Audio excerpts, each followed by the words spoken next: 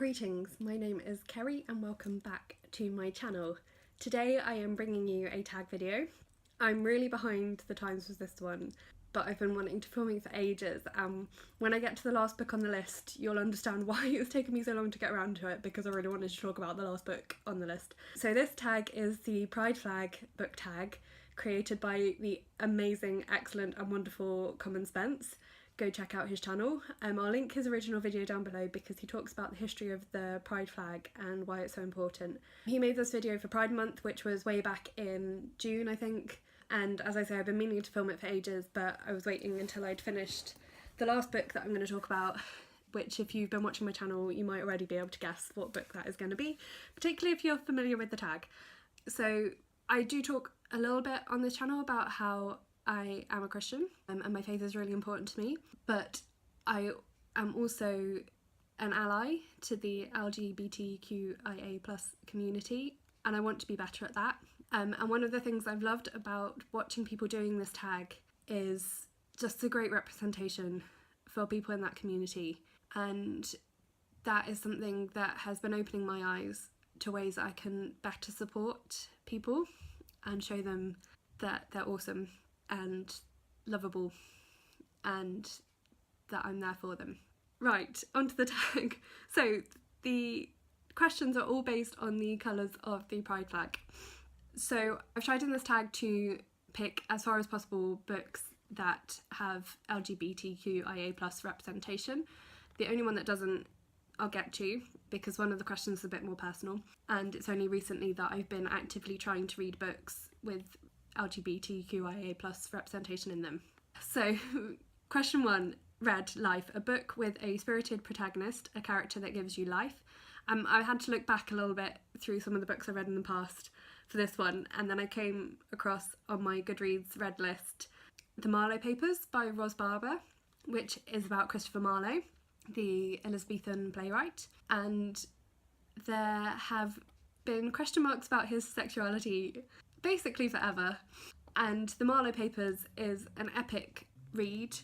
It is based on the conspiracy theory that Christopher Marlowe didn't die in a bar fight in, was it the Bull Tavern in Deptford? I can't remember.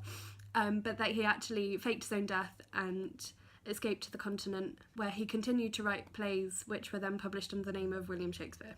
It's written in verse, which is quite an achievement.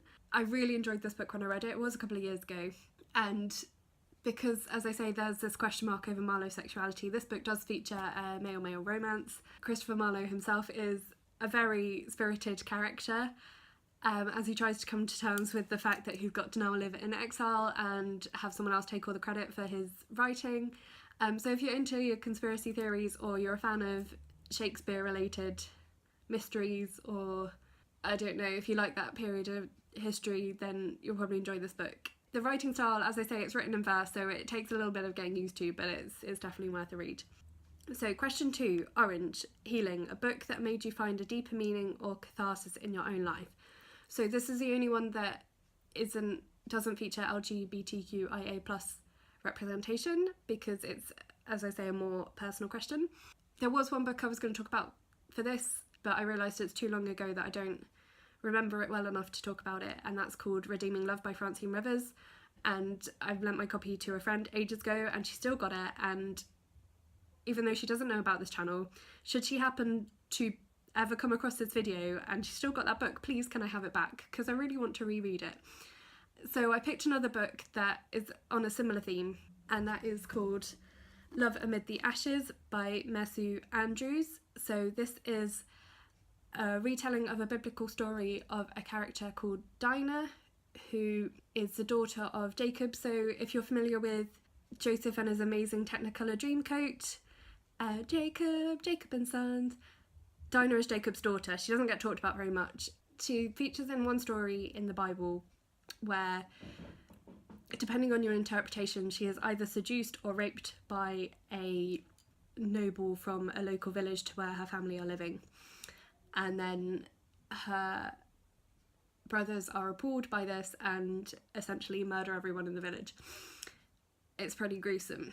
So this book is based on some thorough biblical research, and it links Dinah's story with that of another biblical character, a man called Job, who, again, you may have heard of even if you're not familiar with Bible stories.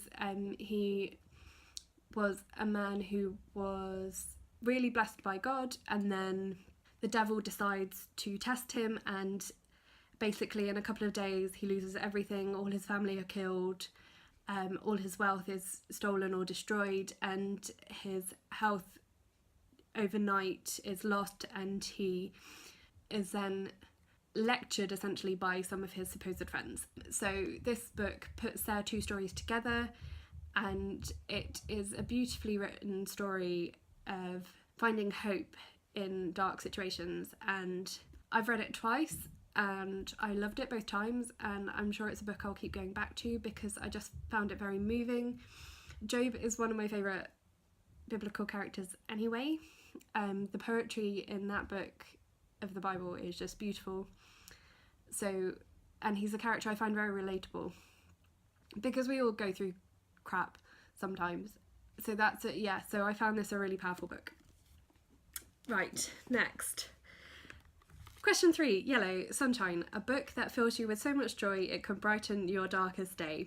So for this I have gone for The Epic Adventures of Lydia Bennet by Kate Rorick and Rachel Kiley. This is the sequel to The Secret Diary of Lizzie Bennet, which is a novelisation of the YouTube series The Lizzie Bennet Diaries, which is a modern adaptation of Pride and Prejudice.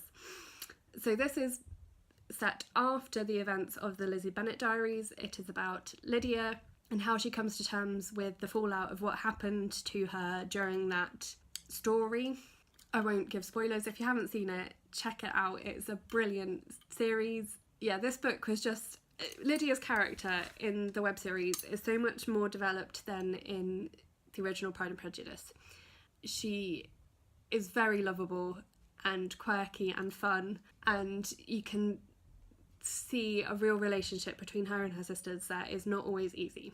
And after the fallout of what happens in the Lizzie Bennet Diaries, Lydia has a lot to cope with and overcome, but she is just such a resilient character, and this book made me laugh, it made me smile, it made me cry. It's just really, really well written for what it is. It features, among some of the side characters, a female-female romance, which actually made me squeal in excitement because I worked out it was coming, and it was just, yeah, the delivery of that was just beautiful. So if you like Jane Austen and you like Jane Austen retellings, definitely check out the Lizzie Bennet Diaries, The Secret Diary of Lizzie Bennet, and once you've watched that and read that, then read this book because it's really fun. Okay, question 4. Green, Nature, a book that is set out of this world, a reality different to our own. There was only one book that I could really pick for this, and that is The Long Way to a Small Angry Planet by Becky Chambers. I have talked a lot about my love for Becky Chambers' writing for this series. This is the first book in the Wayfarer series. It is about the crew of the Wayfarer, which is a tunnelling ship that builds wormholes between planets, and they've been sent on an assignment to a planet that's very far away, so they've got a long journey to get there. One of the central characters is Rosemary Harper, who has very limited experience of cultures other than human culture, and she has to get used to living with various different species of aliens that all are the crew of the Wayfarer, and learning more about their different species and societies. What is really quite refreshing about these books is that each of the species have a different history and therefore a different attitude towards sexuality. It's really interesting to see how their sexual ethics work out, essentially. I don't feel like I'm explaining this very well, but never mind. And so this book particularly features a female-female romance. The later books feature also transgender characters. Well, there's a species which has 4 genders, and one of those genders is essentially transgender. It explains it much better in the book. So that is in A Closed and Common Orbit, which is the second book in the series. On to question 5, Blue.